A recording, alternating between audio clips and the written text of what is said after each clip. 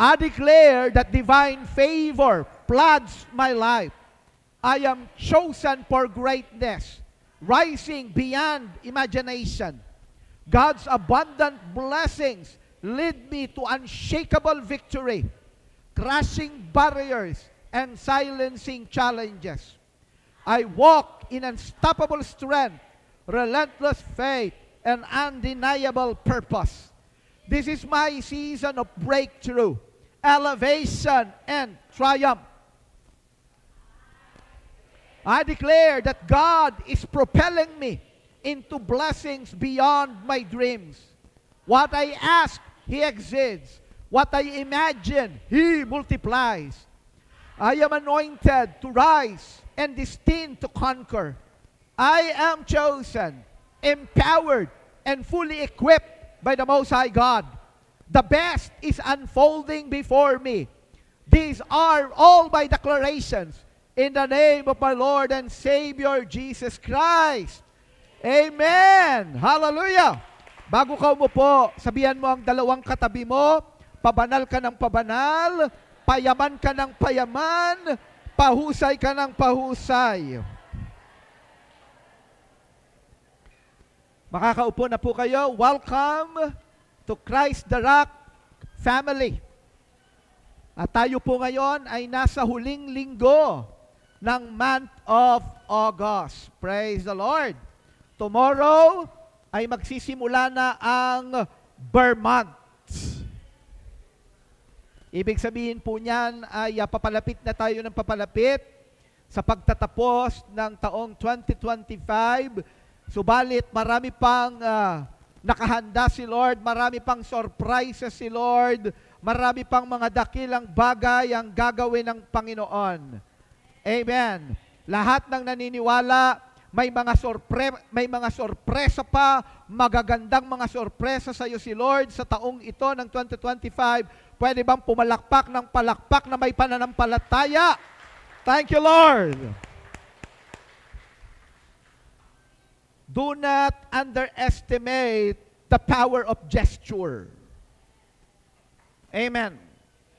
Do not underestimate the power of gesture. Anong ibig kong sabihin? Yung mga declarations, yung mga pagpalakpak, yung mga pagtaas ng kamay, yan po ay mga symbolic and prophetic gesture. Do not underestimate it. Yan po ay kinikilala ng ating Diyos. Kung ano ang ginagawa natin sa physical realm, kinikilala ng Diyos sa spirit realm, magkakaroon ng manifestation sa physical realm. Whatever you bind on earth will be bound in heaven. Whatever you loose on earth will be loosed in heaven. Because we are the church. Amen.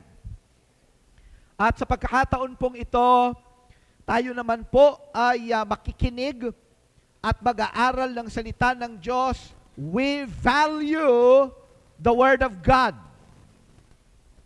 We believe that the Word of God is the final, the supreme authority of our faith. Amen. At sa tuwing ito ay ating pinag-aaralan, sa tuwing tayo ay nagme-meditate, sa tuwing ito ay pinamumuhay natin, nararanasan natin ang kapangyarihan na nagmumula sa banal na Espiritu ng Diyos at nararanasan natin ang mga blessings ni Lord. Kaya yung mga declaration natin, pabanal ka ng pabanal, payaman ka ng payaman, pahusay ka ng pahusay, hindi po ito hinugot sa hangin. Ang kinakailangan, manampalataya tayo na ito ay mga pangako sa atin ng ating Diyos. The Lord is changing us, transforming us from glory to glory. Can I hear your amen? Kaya nga, pabanal ng pabanal. Kaya nga, payaman ng payaman. Kaya nga, pahusay ng pahusay. Kasi binabago tayo ni Lord. At pag si Lord binago ang isang tao, hindi ito palala ng palala. Hindi pahirap ng pahirap. Hindi pasama ng pasama. Amen. Pag binago ng Diyos ang tao, pabanal ng pabanal, payaman ng payaman, pahusay ng pahusay. Lahat ng nananampalataya, pwede bang pumalakpak ng malakas na palakpak at sumigaw pa ng malakas na hallelujah! Purihin ng Panginoon, tinuturuan niya ang Christ Rock na tayo ay manampalataya. Kaya hindi ako magtataka bago matapos ang taong 2025 at sa pagsalubong natin ng 2026, maraming mga pagbabago ang gagawin ng Diyos sa buhay mo. You will receive supernatural promotions from God. The Lord will elevate you like never before. Can I hear your amen? So it's another gesture. Every time we say amen, we agree, we believe, and we receive every declarations, every truth that comes from the very Word of God. Ang title ng ating pag-uusapan, hindi ko na po pakatatagalin. Naniniwala po ako marami sa atin ang excited. Amen. Dapat excited tayo. Sino po sa inyo, ikaw ay naimbitahan sa isang kainan? At nung ikaw ay dumating sa venue, nung ikaw ay umupo sa harapan ng lamesa, wala pa doon ang mga pagkain. Pero naaamoy mo na. Humahalimuyak yung sarap ng pagkain, ng mga pagkain na ihahanda sa pagkainan. Naaamoy mo na. At dahil naaamoy mo na,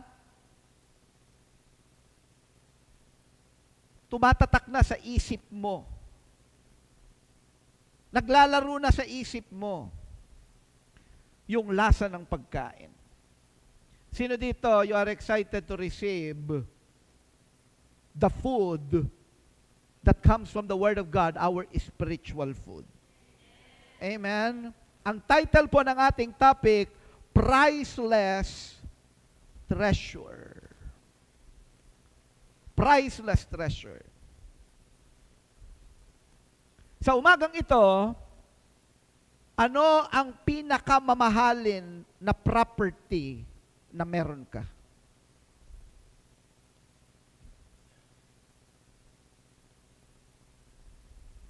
Sige, isipin mo.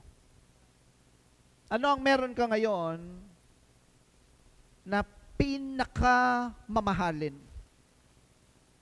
Alam niyo po ba na sa kasalukuyang panahon, ang pinakamahal na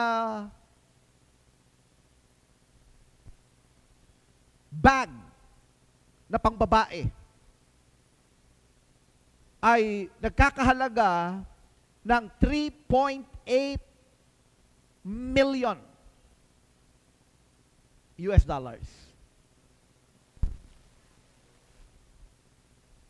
3.8 million US dollars. Ipakita mo nga, ay, hindi. At kapag ang isang babae ay may daladalang 3.8 million US dollars na shoulder bag, it doesn't matter kung may 1,000,000 piso na laman ang bag. It doesn't matter kung lagyan mo ng mga mamahaling mga accessories na 100,000 peso o ilang milyong peso ang nakalagay na mga bling-bling o kung ano pa man dun sa bag. Kasi yung bag na yan ay 3.8 million US dollars. At meron po tayong pag-uusapan sa umagang ito na ipinagkaloob sa atin ng Panginoon. Priceless treasure. Anong ibig sabihin ng priceless? Ang ibig sabihin, hindi kayang lagyan ng tag price. Paano po kung sa umagang ito, merong magbibigay sa'yo ng ng 10 million US dollars. Mga dolyar. Ang equivalent po niyan ay more than $500 million pesos sa peso. $500 million, more than $500 million. Kung ang palitan po ngayon ay 57. $1 is 57 to 58.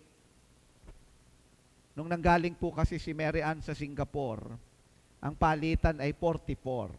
Ang 1 Singaporean dollars. Bakit po namin alam?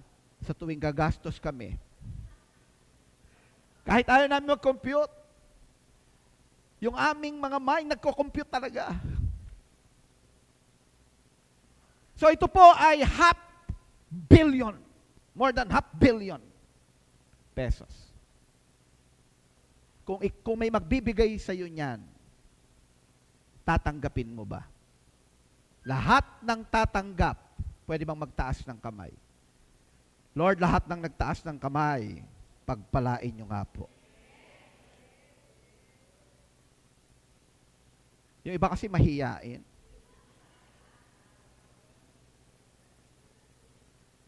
Eh, sabi ng Bible, the reason you don't have is because you don't ask.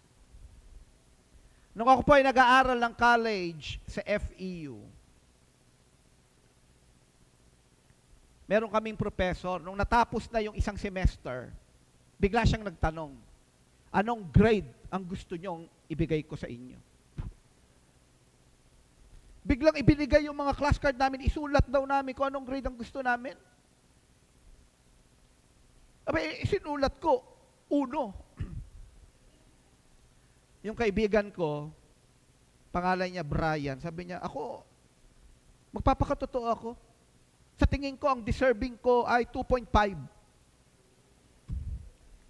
So, ang inilagay niya, 2.5. Alam niyo, nung lumabas yung mga grades namin, ang grade ko doon, 1. Siya, 2.5. Akala niya, nagbibiro yung professor namin. Nung nakuha niya yung grade, gusto niyang magreklamo. Bakit ganon? Unfair, unfair. Eh, tinanong na siya. Tinanong na kami, ano gusto mo? Pero meron pong akong gagawing twist. Paano, ulitin natin sino po dito? Kung bibigyan ka ng 10 million US dollars, tatanggapin mo, taas ang kamay. Okay. Sige po, baba na. Paano kung ang kapalit ng 10 million US dollars, magpakatotoo, ay kanang braso mo?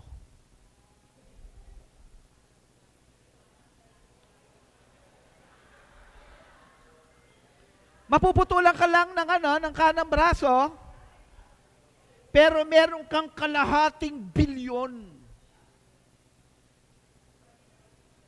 Be honest, Be honest. Sino po dito tatanggapin pa rin ang 10 million US dollars? Taas po ang kamay.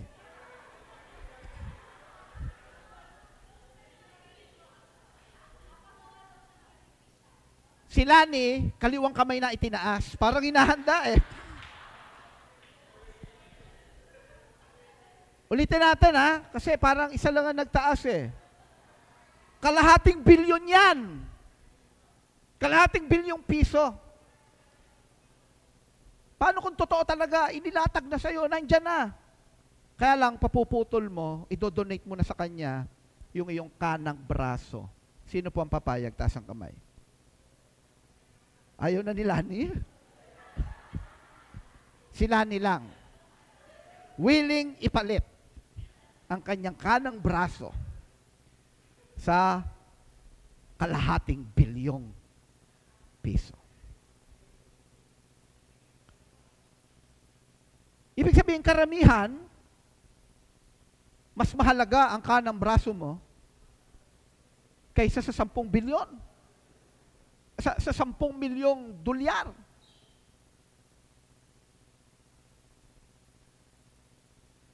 Papayag ka ba, Lani? Hindi na lang kanang braso kung ang kapalit ay ang iyong dalawang mata.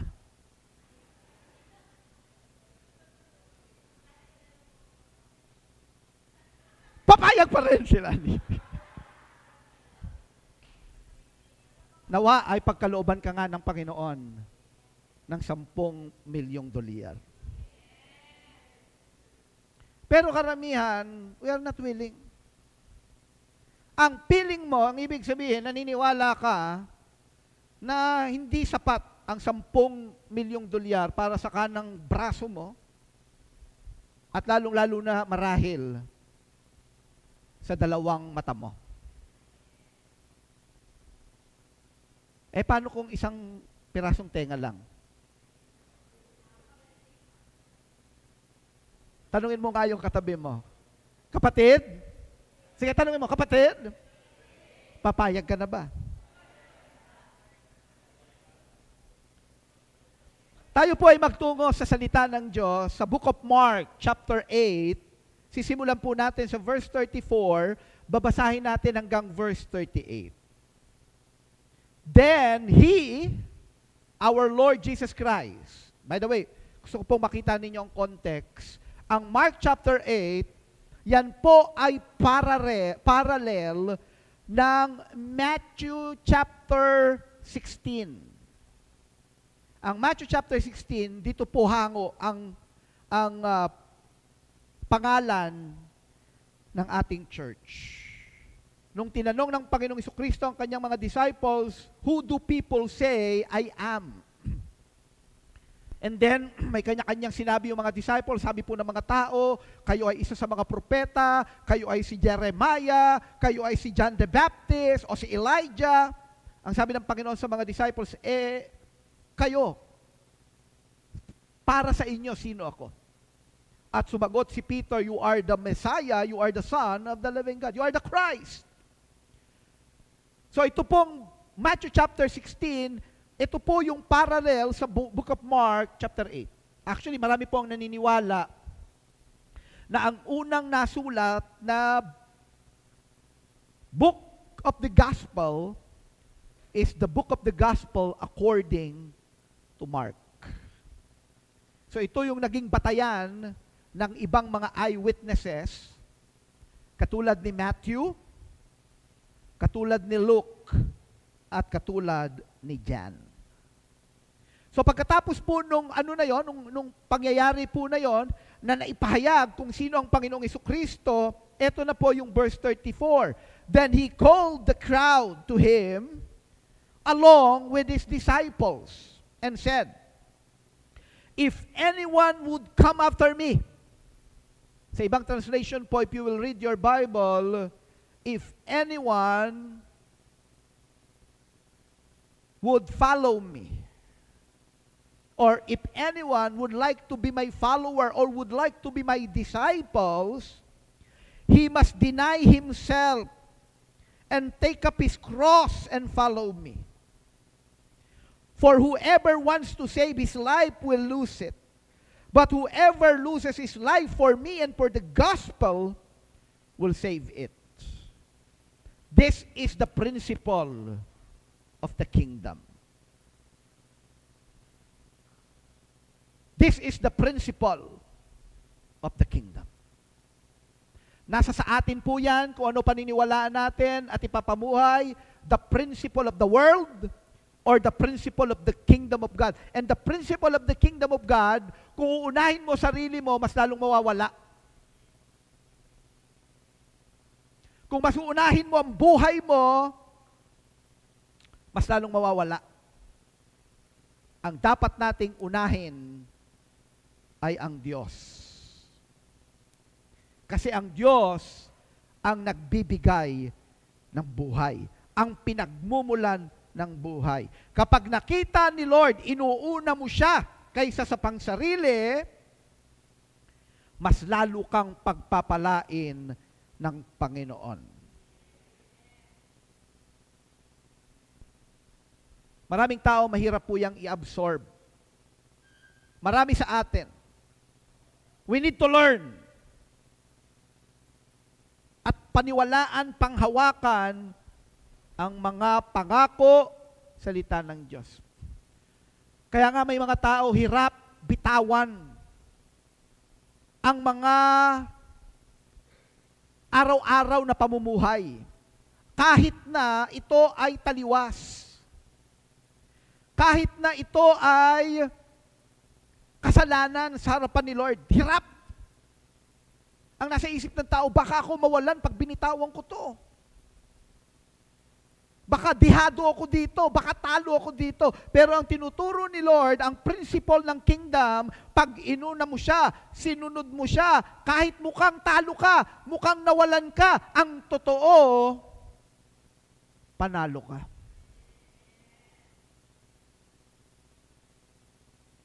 For whoever wants to save his life will lose it. But whoever loses his life for me, ang sabi ng Panginoong Jesucristo, and for the gospel, will save it. Kaya wag mong iisipin, pag narito ka paglinggo, nakakalamang sa'yo, yung kaibigan mo, na paglinggo, nag-hassle pa rin para kumita ng pera. One day, ipapakita sa iyo ng Panginoon kapag inuna mo siya, nakalalamang ka. Amen. Dahil ang matatanggap mo is not just the product of your labor, but the product of God's favor. Amen. Lahat ng nananampalataya, pumalakpak nga ng palakpak ng may pananampalataya na alam mo mangyayari kung uunahin mo si Lord. Amen. Pagdating po ng verse 36, what good is it for a man to gain the whole world, yet forfeit his soul?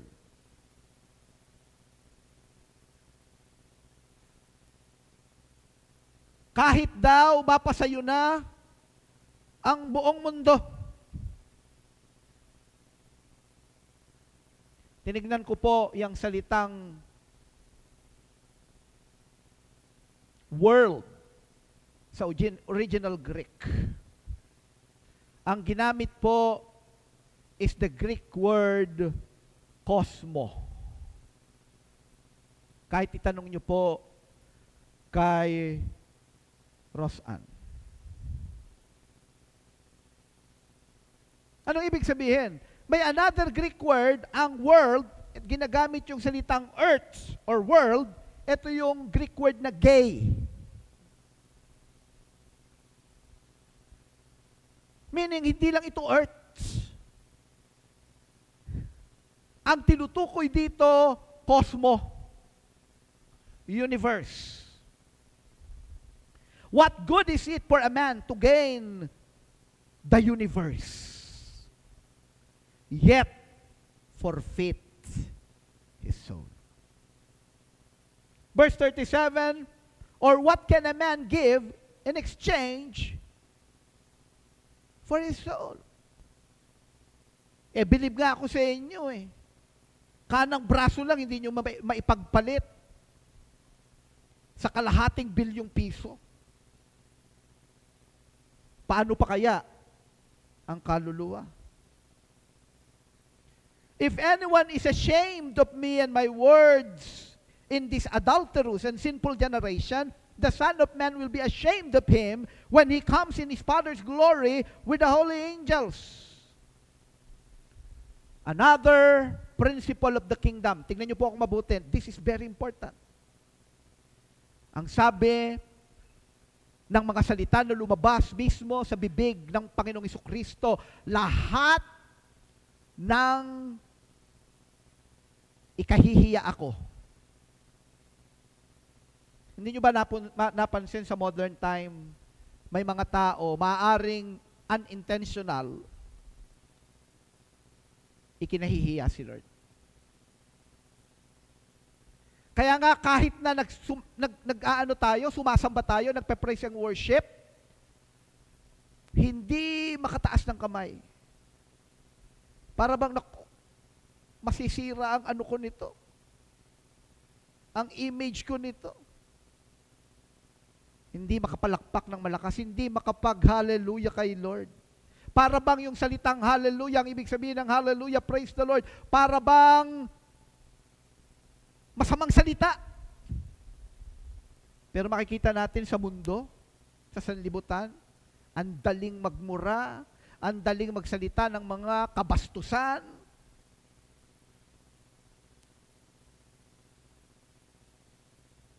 Pero may mga Kristiyano parang ikinahihiya si God. Sabihan mo nga ang iyong katabi, kapatid, buti na lang hindi ka ganon. Lahat ng hindi ikinahihiya si Lord, pwede bang sumigaw ng malakas na hallelujah? Ang sabi ng Panginoon, if anyone is ashamed of me and my words in this adulterous and sinful generation, the Son of Man will be ashamed of him when he comes in his Father's glory with the holy angels. Kaya dapat Christ the Rock, tatanggalin natin yan, huwag natin kakahiya si Lord.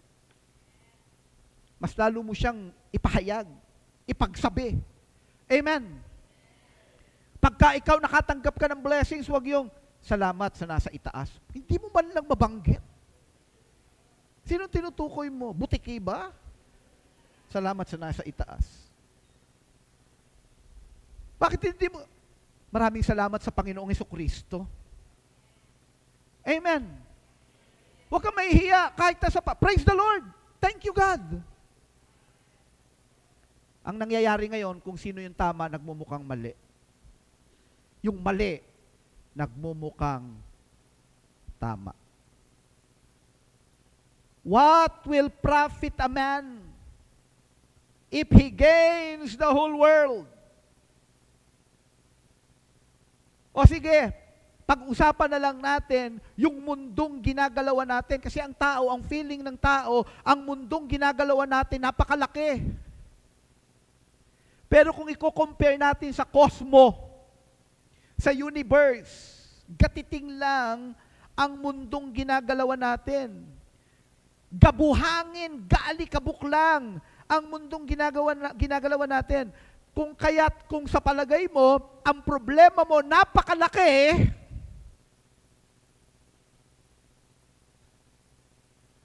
ang mga problema natin, gatiting lang yan kay Lord. Kung kilala natin kung sino si Lord talaga at ano ang kaya niyang gawin, ibibigay mo talaga ang iyong pananampalataya, ang pagtitiwala sa Kanya. If we quantify the monetary cost of the whole world, not the universe, the earth, by combining global wealth, technological assets, and cultural capital, comes out to about 600 to 800 trillion US dollars. At pwede pa daw yang umabot, ano lang to estimate ng mga matatalinong tao, at pwede pa daw yang umabot ng 1 quadrillion US dollars. Bakit ko po sinasabi sa inyo yan? Yan yung mundo. At ang sabi ng Bible, what will profit a man if he gains 1 quadrillion US dollars but loses his soul? One soul is more valuable than gold, more precious than diamonds, more enduring than the stars in the entire universe. Kanina tinanong ko kayo, ano ang pinakamahal na property na meron kang ngayon? Baka nag-isip ka, yung relo ko siguro. Siguro yung sapatos na suot-suot ko. O baka meron kang branded na bag or branded na damit. Naku, siguro yun ang mahal. Ang may pinakamamahali na meron ka ngayon ay ang iyong kaluluwa. Na kahit na $1 quadrillion, hindi hamak na mas mahalaga, mas expensive, mas precious ang iyong kaluluwa. Sabihan mo nga ang iyong katabi, kapatid, matindi ka pala. Ang ibig sabihin, hindi mo kailangan ng anumang mga borloloy sa katawan mo para ka maging precious and valuable. Parang yung $3.8 million na bag, it doesn't matter kung ang laman lang niyan ay sentimo. But the bag itself is $3.8 million. It doesn't matter kung wala kang mga signatures na kung ano-anong mga damit, kaluluwa mo pa lang, priceless na.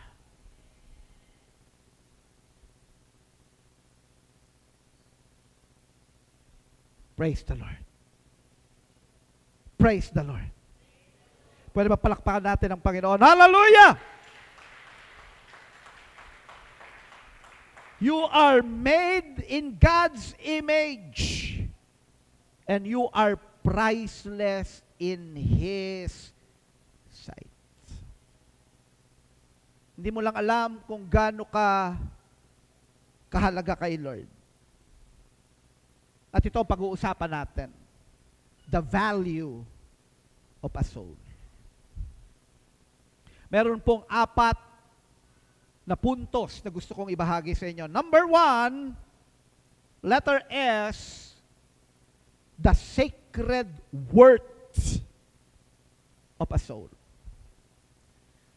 Ang sabi ng salita ng Diyos sa Psalm 139, verse 14, you are fearfully and wonderfully made. Alam niyo, yung mga mamahalin na mga kasangkapan o ano paman, maingat itong nililikha.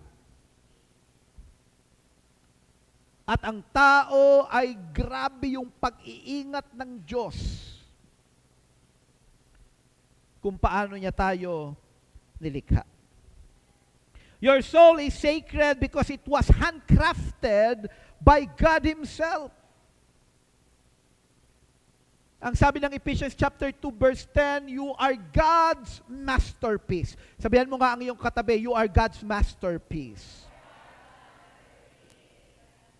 Your soul is sacred because it was handcrafted by God Himself. Ang ibang likha ng Diyos, nilikha niya sa pamamagitan ng kanyang makapangyarihan mga salita, pero nung ang nilikha na ng Diyos ay ang tao, hindi lang sa pamamagitan ng kanyang salita. We are God's masterpiece. It carries His image, His breath, and His eternal imprint. No amount of earthly treasure can match the worth God has placed on you. Ibang klase ang pagpapahalaga ng Diyos sa iyo. Genesis chapter 1 verse 26, then God said, let us make man in our image according to our likeness. Let them have dominion over the fish of the sea, over the birds of the air, and over the cattle, over all the earth, and over every creeping thing that creeps on the earth. God created you in His image.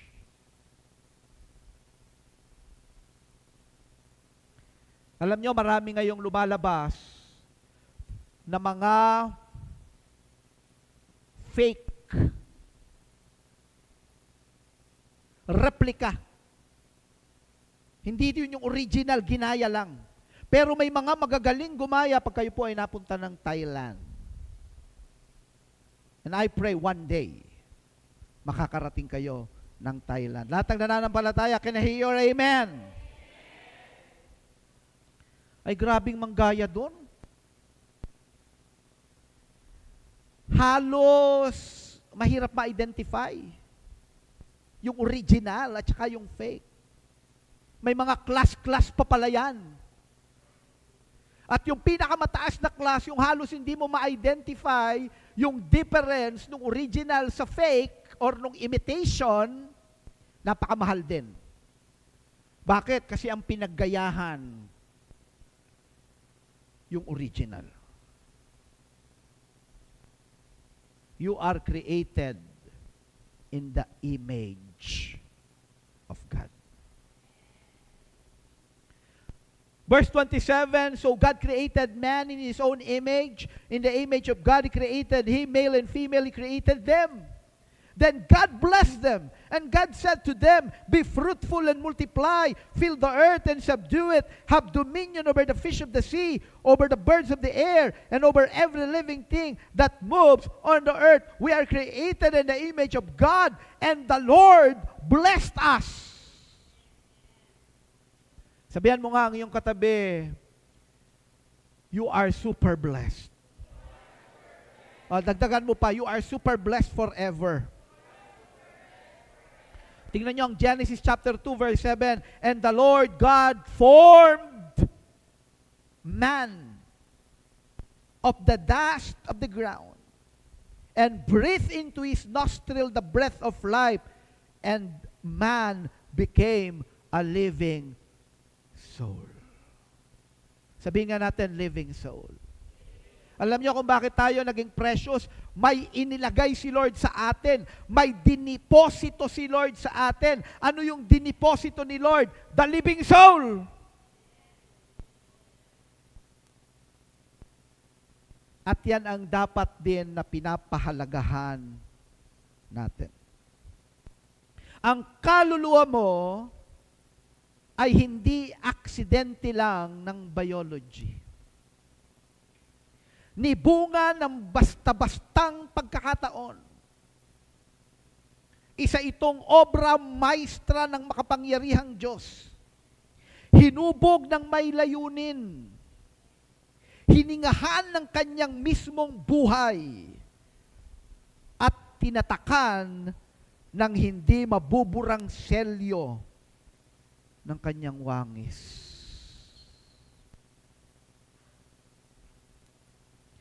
Hawakan mo nga yung kamay ng katabi mo. Sige, hawakan mo. Tapos medyo pigain mo ng konti. Konti lang, huwag mo pipigain ng gusto. Pigain mo ng konti, sabihin mo, matindi ka pala talaga.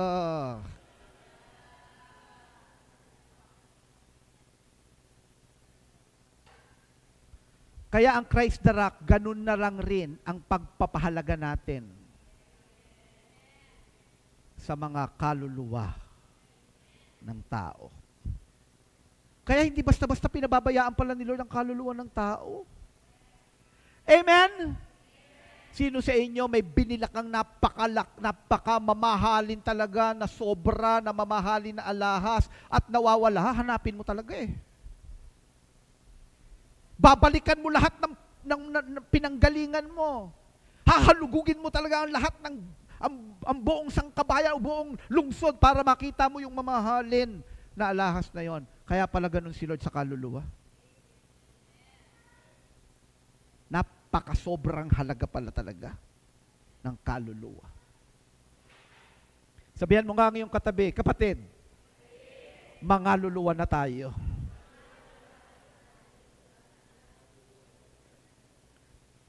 You carry eternity within you. The image of God is not a metaphor. It is a reality that shapes who you are. The same God who spoke galaxies into existence chose to breathe His life into you. That means you are not disposable, not replaceable. and not defined by the scars the world tries to brand on you. Hindi ba napansin sa Ministry of Deliverance, ganyan ginagawa ng dyablo? Kung ano-anong ilalagay sa buhay ng tao, mga traumatic experiences, mga inner hurts, masasaklap na mga pangyayari sa buhay sa nakaraan, ang gagawin ng dyablo, ang nais niya, manguna ang kasalanan sa buhay ng tao. Bakit? Para ang maging tingin na ng tao, wala akong kwenta, walang kakwenta-kwenta, walang halaga ang buhay ko. Ang totoo, napakahalaga mo, napakahalaga ng iyong kaluluwa. Pwede bang palakpakan natin ang ating Panginoon? Hallelujah! You are made in God's image. You are priceless in His sight. Sana po ito ay maitanim ng malalim sa ating isipan, sa ating puso, kaluluwa at buong pagkatao. You are created in the image of the Almighty God. And you are so precious to Him. Number 2, letter O, offered redemption. Ang sabi ng John chapter 3 verse 16, for God so loved the world that He gave His only begotten Son. Grabe yung kapalit. Hindi kayang tumbasan ng mundo, hindi kayang tumbasan ng universe ang kaluluwa ng tao. Ang kinakailangan na kabayaran, kapalit, is the only begotten Son. The value of a soul is proven by the price paid for it. The blood of our Lord Jesus. Redemption wasn't cheap. It cost heaven its greatest treasure. Kaya isa sa objective natin, maunawaan mo talaga gaano ka kahalaga sa mata ng Diyos. The value of your soul is not a matter of opinion.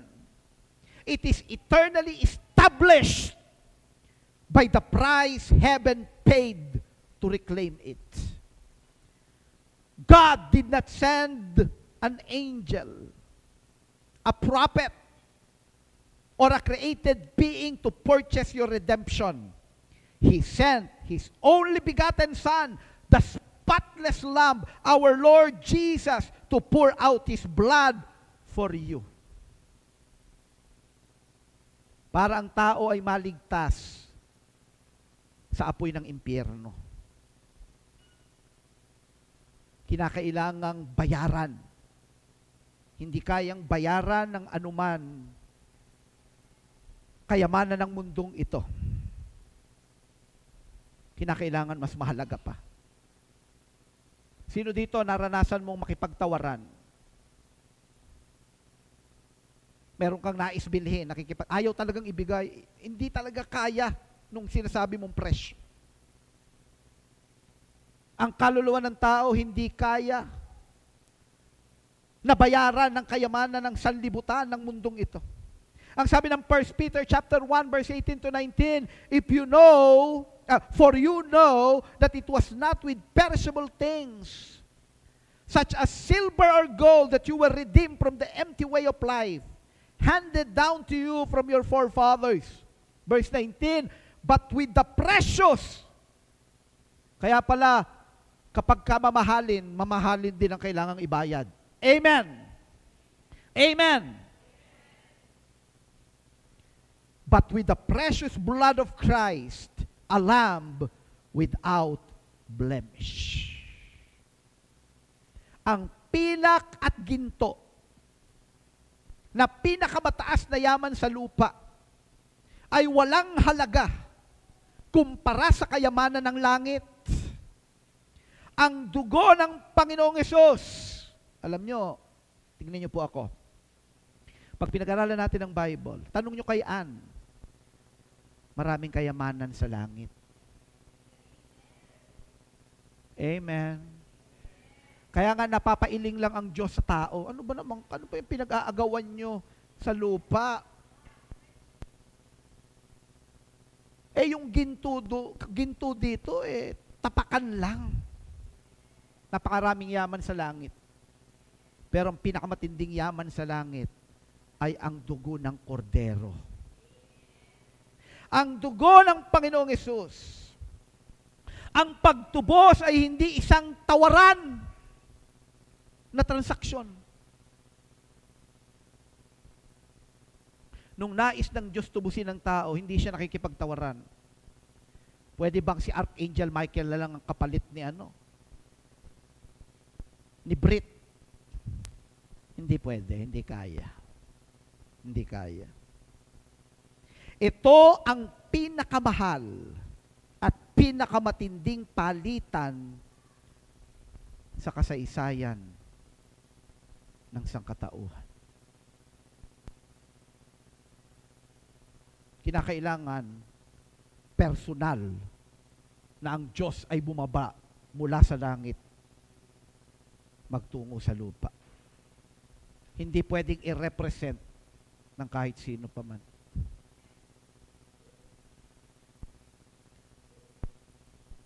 Namimili kahapon si Rebsel. Nagpaiwan ako sa bahay. Nagpapahinga, kailangan mag-prepare kasi sunod-sunod yung mga lakad namin itong makanakaraan. Abay, bigla akong tinawagan. Nag-video call pa. Kailangan ka dito. Bakit? Ginamit niya kasi yung aking credit card. Kailangan ka dito. Personal, yung ID mo, yung signature mo. Hindi pwedeng may representative lang. Ganyang kahalaga ang kaluluwa mo. Amen. Romans 6:23, for the wages of sin is death, but the gift of God is eternal life in Christ Jesus our Lord. Nung nagkasala ang tao, ang kabayaran ng kasalanan, kamatayan. Hindi lang ito kamatayan ng laman. Kamatayan ng kaluluwa ng tao. Mabubulig ang kaluluwa ng tao sa dagat-dagatang apoy ng impyerno pagdating ng huling paghuhukom. Kaya ang ginawa ng Panginoong Jesucristo, siya mismo ang nagbayad. At ang sabi ng salita ng Diyos, lahat ng mananampalataya sa Kanya ay merong regalo. Pwede ba basahin ulit natin ito? Romans chapter 6 verse 23. Sabay-sabay tayo, basahin natin ng may pananampalataya. Read. For the wages of sin is death, but the gift of God.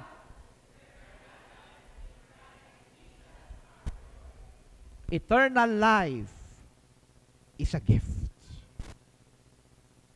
Pero kinakailangan manampalataya ang tao at tanggapin ang regalong ito.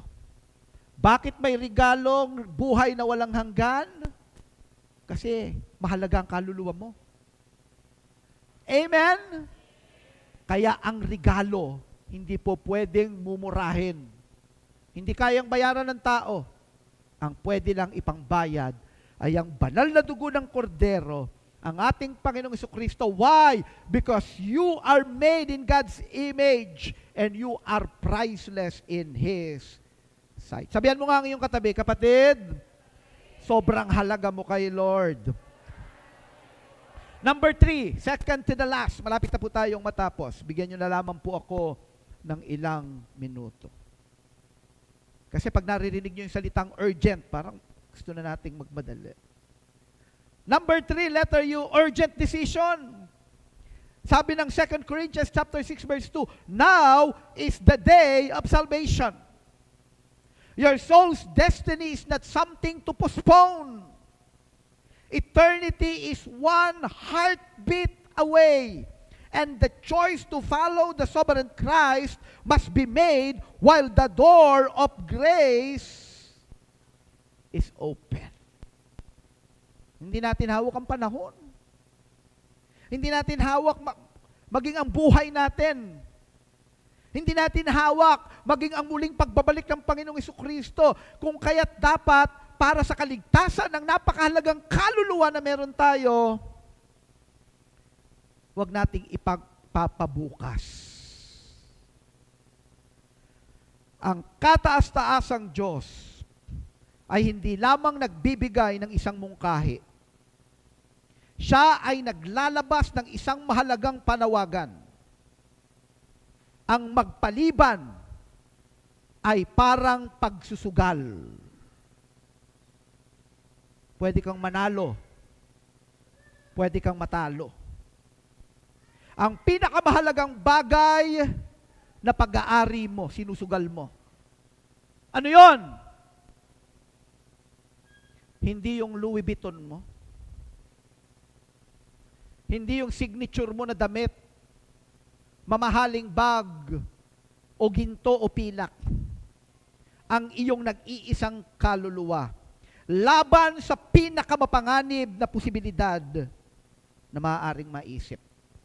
Mabulig ang kaluluwa sa impyerno. Alam nyo ba, pag ikaw naka-schedule ka ng flight sa airport, alam mo, hindi ka dapat malate. Kaya nga yung iba, sa halip na 3 hours before the boarding time, gagawin pang 4 na oras, 5 oras. Bakit? Abay, yung pinakamaagang pwede ako magpunta ng airport, gagawin ko, mahalaga yung flight ko. Amen! Bakit ganun? May mga tao, pinagpapaliban yung paggawa ng desisyon para sa kanilang kaluluwa. This is the Perses truth. Hell's greatest strategy is not to make you deny the sovereign Christ, but to make you delay Him. Kahit na ikaw, anak ka ng Diyos, ipagdidelay mo pa, hindi mo na ako maglilingkod.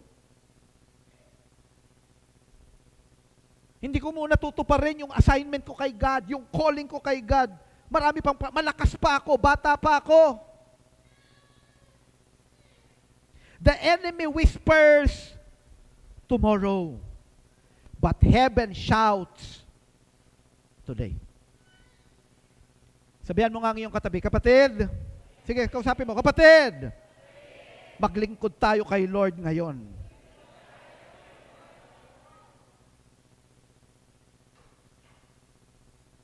Yung iba sabihin, siguro, Daddy Bishop, next year na lang. Nagpe-prepare ako sa aking pag-aaral. Sinong nakakasigurong meron pa kayong next year? Grace is a door, but judgment is a wall. And once the door closes, it will never open again. The King is calling. The door is open. The blood has been shed.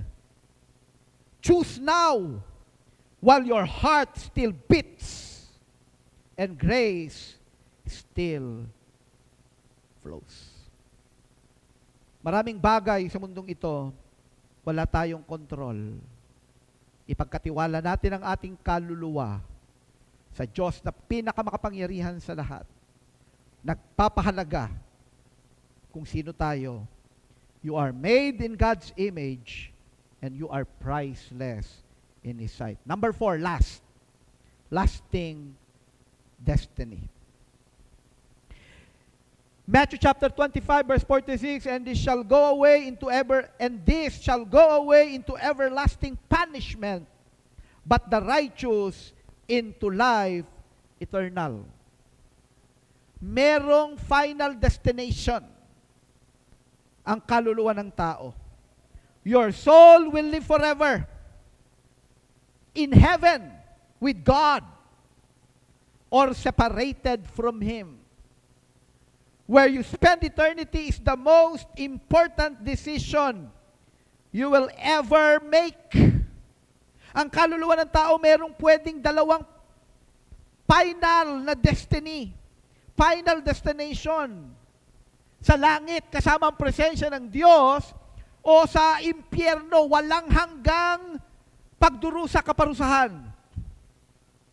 Your soul will outlast your body, your possessions, and the entire world. Ganun kahalaga ang kaluluwa. Mamamatay na ang katawang lupa.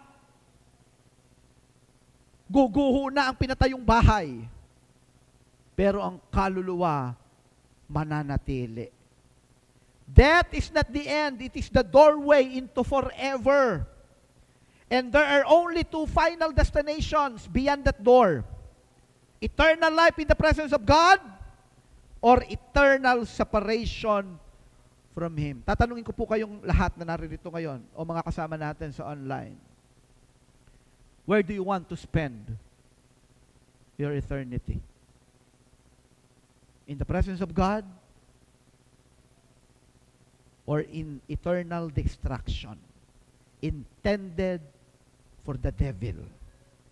Ang sabi ng Daniel chapter 12 verse 2, multitudes who sleep in the dust of the earth will awake, some to everlasting life, and others to shame and everlasting contempt. Meron lamang talagang dalawang destinasyon ng kaluluwa ng tao. At napakahalaga kay Lord ang kaluluwa ng tao, kaya iniligtas niya, iniyalay niya ang kanyang sariling buhay, binayad niya ang kanyang banal na dugo, ang banal na dugo ng Panginoong Hesukristo.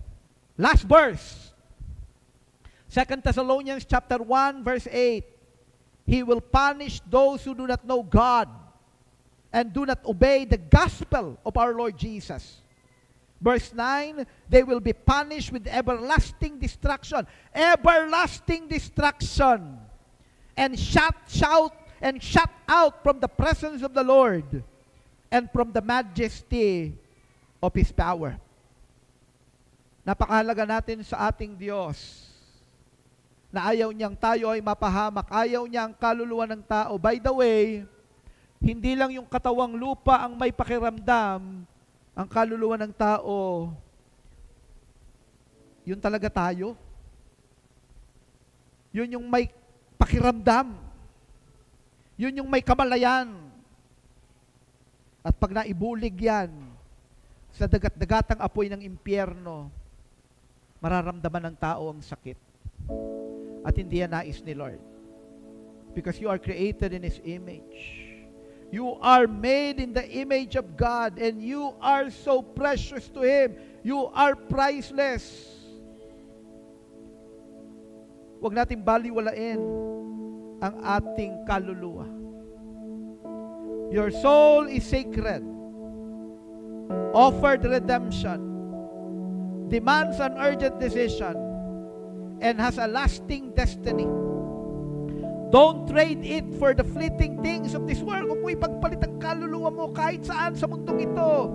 Napakamura ng mundong ito, ng kayamanan ng mundong ito ng sanlibutan. Today, choose life. Choose the sovereign Christ. Paano maliligtas ang kaluluwa ng tao? Ang sabi ng salita ng Diyos, if you confess with your mouth, Jesus is Lord, and believe in your heart that God raised Him from the dead, namatay siya, binayaran ng kaparusahan ng ating mga kasalanan, nabuhay na muli. Kaya siya ang manunubo, siya ang tagapagligtas, siya ang may kakayanan na iligtas ang kaluluwa ng tao. Kaya palang sabi ng Panginoong Hesukristo, I am the way, the truth, and the life. No one comes to the Father except through me. For it is with your heart that you believe, and it is with your mouth that you confess and are saved. Paano maliligtas ang kaluluwa ng tao? Maniniwala siya ng buong puso na binayaran ng Panginoong Hesukristo ang lahat ng kanyang mga kasalanan, nang ang Panginoong Hesukristo ay namatay sa krus ng Kalbaryo, subalit siya ay nabuhay na muli, na pagtagumpayan niya ang kamatayan. At kung ipapahayag ng kanyang labi na si Hesukristo ay Panginoon, siya ang tanging tagapagligtas, ang tao ay maliligtas.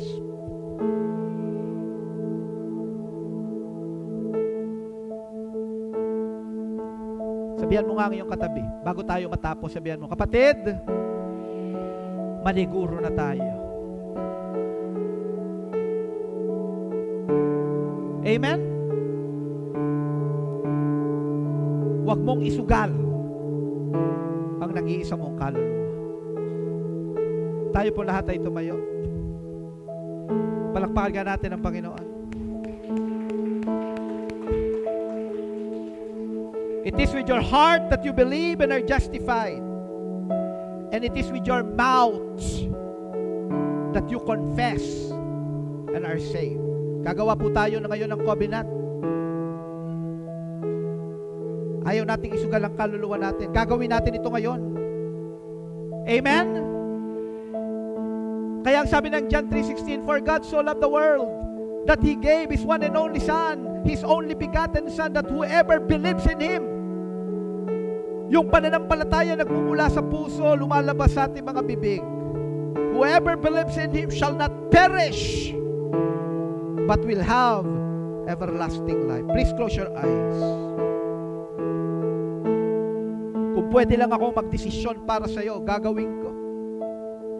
Subalit sa umagang ito, ang aking assignment ay ipaalam sa iyo kung gaano kahalaga ang iyong kaluluwa.